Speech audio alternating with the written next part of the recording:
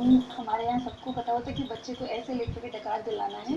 तो पहले तो कहूँगी इस तरह से डकार ना दिला के आप बच्चे को बैठा के डकार दिलाएं, उससे ज़्यादा इफेक्टिव बच्चा डकार लेता है। तो उसमें और एक साथ ही के साथ एक और चीज़ बोलना चाहूँगी कि लोगों को लगता है कि बच्चे को बिठाना नहीं चाहिए, बिठाएंगे तो बच्चे के पीठ पे कुछ स्कूबर टाइप का निकल आएगा। तो हम बहुत ज़रा सी देर के लिए बच्चे को बिठाते हैं, उससे कोई ऐसी परेशानी नहीं है।